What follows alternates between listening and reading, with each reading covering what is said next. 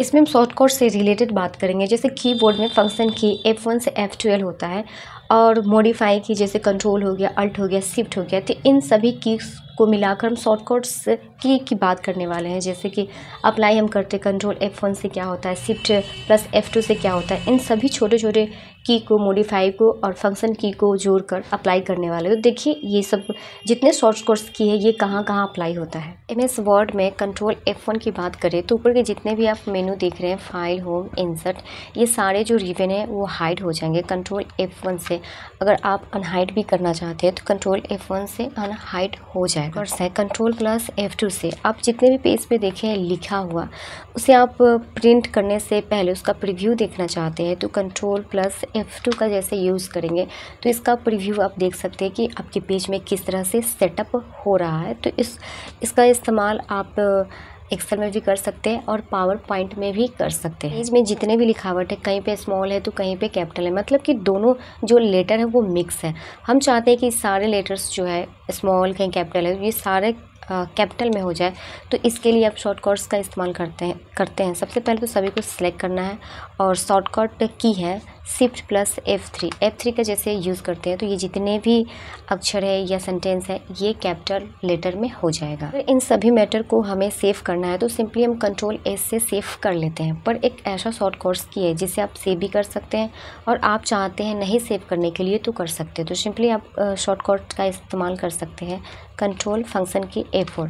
तो यहाँ पे ऑप्शन ओपन होता है, आप चाहे तो सेव भी कीजिए, डोंट सेव कैंसिल। तो ये इसे एक्सेल में भी इसी तरह का फंक्शन यूज़ करके इस ऑप्शन के ला सकते हैं। एक्सेल में फंक्शन की F4 का एक और काम है जो बहुत बेहतरीन है। जैसे कि हमने यहाँ पे कोई मैटर यानी कि डेटा कुछ भी हम लिखे हुए हैं और सिंपली इस सेल को हम सेलेक्ट कर लिए हैं। अब इस सेल में क्या करेंगे, ये फर्स्ट वाले सेल है जैसे कि 1, 2 या ए में हम जाना चाहते हैं तो सिंपली हम शॉर्टकट्स की का इस्तेमाल करेंगे शिफ्ट प्लस F4। तो यहाँ पे शुरुआती में चला गया।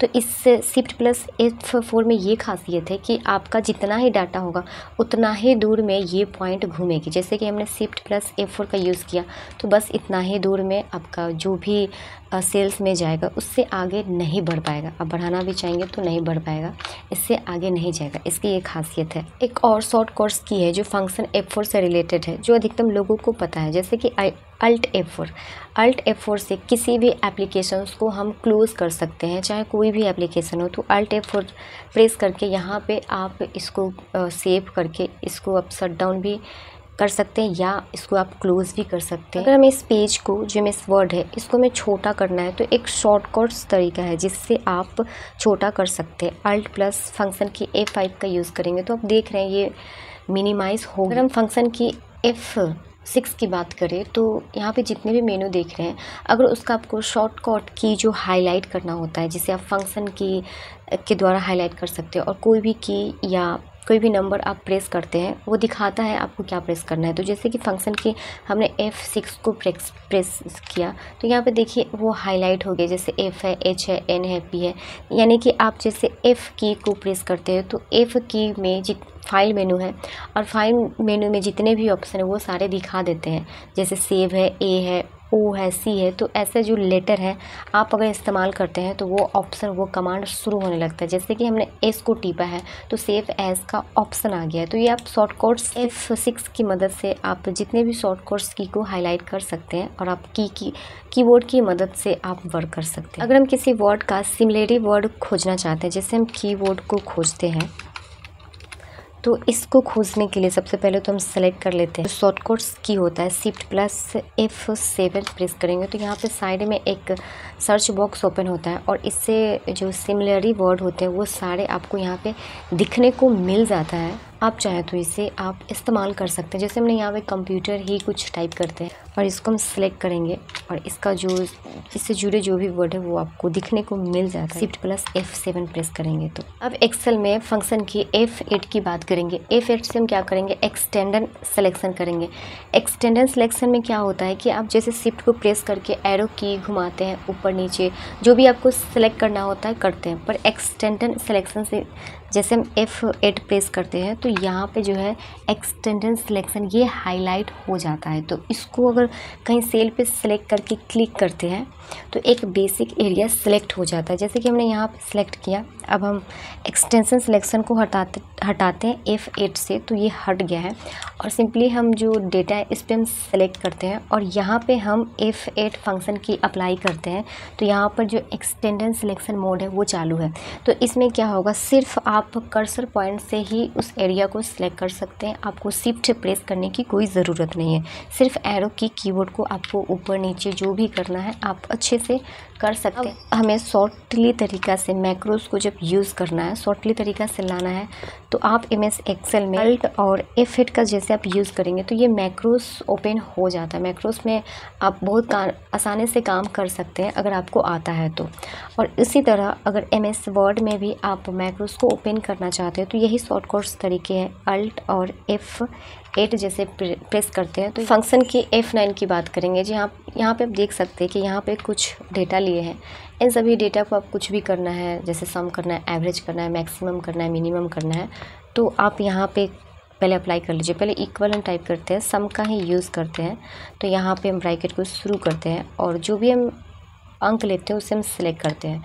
सिलेक्ट करने के बाद आप जो H3 H6 देख रहे हैं, इसको आप सिलेक्ट करने के बाद जैसे हम फंक्शन की F9 का प्रेस करते हैं, यहाँ पे जो भी अंक डिजिट जुड़ा होगा या यहाँ पे जो भी दर्शाएगा वो आपके सामने दिखने लगेगा। चाहे कुछ भी हो सकता है, अंक हो सकता है। अगर इस वर्क बुक को आप मिनिमाइज़ करना चाहते हैं शॉर्टली तरीके से, तो आप फंक्शन की F9 के साथ कंट्रोल लेंगे। कंट्रोल F9 आप जैसे प्रेस करते हैं तो इस एप्लीकेशन में जो वर्क बुक था, जो पेज था, वो मिनिमाइज़ हो गया है।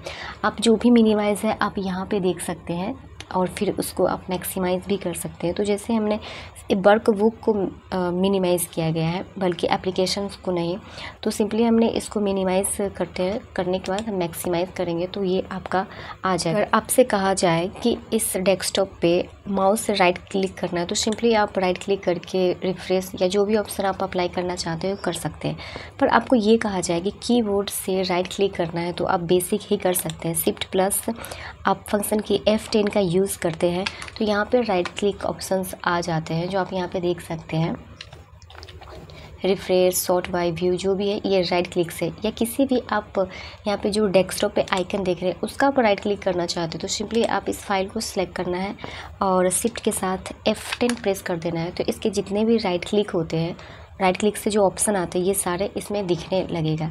ऐसे इस्तेमाल आप MS वर्ड या एक्सेल में भी कर सकते हैं। तो हमने यहाँ पे MS वर्ड को ओपन कर लिया है। अब यहाँ पे हमें राइट क्लिक ऑप्शन लाना है तो शिफ्ट के साथ जैसे F10 प्रेस करेंगे तो इसके जितने भी राइट ऑप्शन होते हैं वो सारे आ गए। इस तरह से आप एक्सेल में भी कर सकते हैं राइट क्लिक।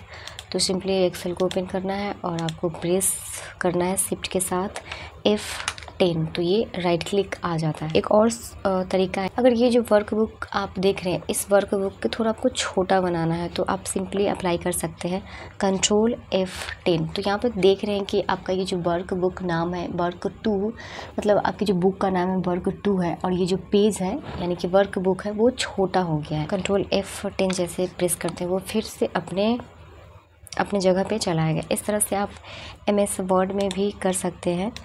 आप जैसे कंट्रोल F10 प्रेस करते हैं तो इस टाइप से आपको छोटा हो जाता है और आप दोनों एप्लीकेशन देख सकते हैं। फंक्शन की F11 की बात करें तो एक्सेल में जितने भी डेटा है इसका आप चार्ट क्रिएट कर सकते हैं। फंक्शन की F11 जैसे प्रेस करेंगे उससे पहले आपके पास जितने भी डाटा है उन सभी को सिलेक्ट करना है और फंक्शन की F11 प्रेस करते ही आपके सामने एक तरह से चार्ट क्रिएट बन जाता है शॉर्टली तरीका से।